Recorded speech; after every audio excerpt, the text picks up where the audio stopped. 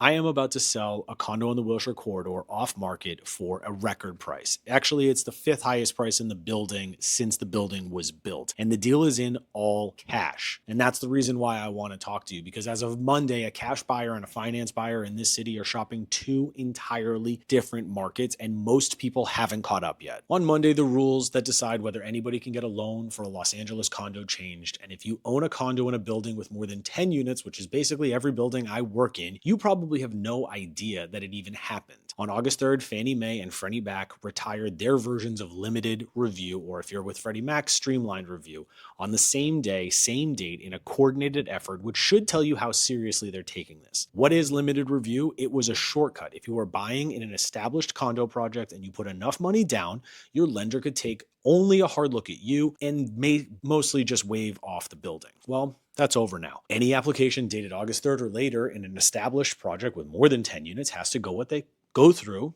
what they call full review. There is a carve out for buildings with 10 units or fewer, which around here is almost no building. I'm Tyler Drinkwater. I sell real estate in Los Angeles. I have been in and out of these buildings all year, so let me tell you where this came from and what it actually does to you. These are Fannie Mae and Freddie Mac rules, which means that they govern loans of values up to about $1,249,000. So if you're putting 20% down, basically, if you're looking at a condo up to $1.5 million and you're going to get a conventional product that's backed by Fannie Mae or Freddie Mac, then these are going to apply to you. If you're looking at something in jumbo territory or you're paying cash, then the rule does not touch you directly. And directly is the operative word there. Hold on to it, because I'm going to come back and explain what it actually means. Now, you may be saying, what caused this? And it all traces back to Surfside, Florida. About 5 years ago, a 12-story condo building in Florida partially collapsed and killed 98 people. Ever since then, Fannie Mae and Freddie Mac have been quietly backing away from buildings that they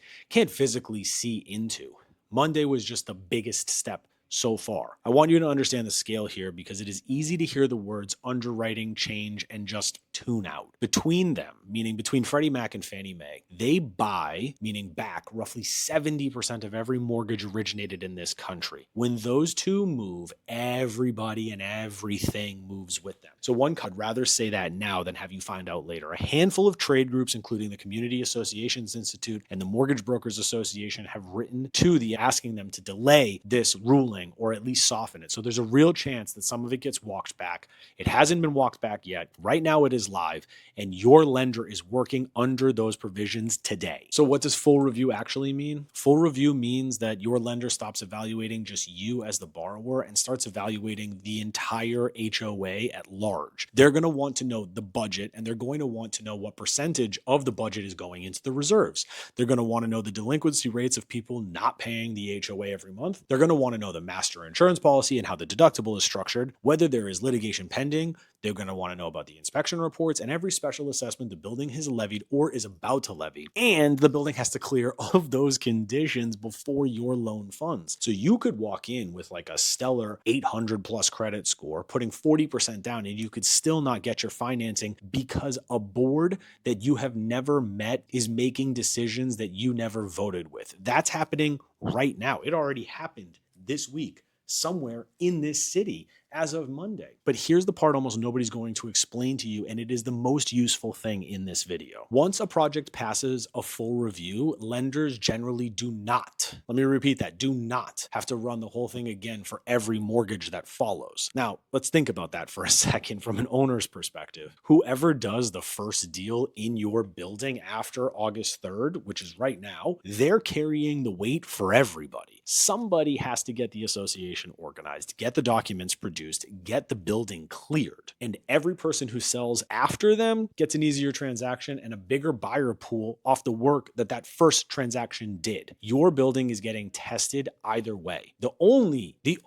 real variable is whether you are the one who eats it or the one who inherits it. If you want to know where your building actually stands right now, there's a link below to figure that out. Why is Los Angeles going to get hit hard? Well, let's put all of that on top of where we are right now, or nationally, there are something like 80% more condo sellers than buyers in the market right now, which is a market that has almost no bid underneath it. Meanwhile, as everyone in LA knows, insurance in the city has gone completely sideways. Carriers pulled out of California, reconstruction costs exploded, master policy deductibles climbed, and buildings here sit on an earthquake exposure that standard master policies, the ones that sit over the entire building, may not even cover, which creates a problem most boards have not connected yet. Your dues went up to absorb the insurance increase, and the money going to the insurance is money that is not going into the reserves of the building. Let's add to that in the future, January 4th of 2027, 5 months from now, the reserve contribution standards tighten to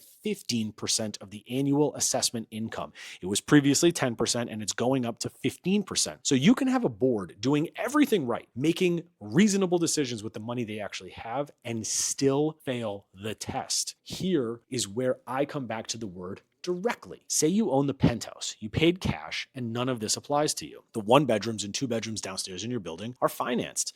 And if they cannot get loans, they sell to cash at a discount.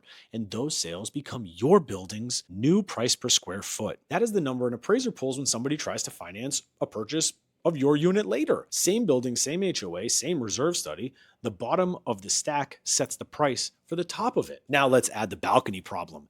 SB 326 is its own mess. If you own a condo in California, your association was supposed to inspect every balcony, deck, walkway, and stairway supported by wood that sits 6 feet or more off the ground. That deadline has passed. It was January 1st of 2025. There were no extensions.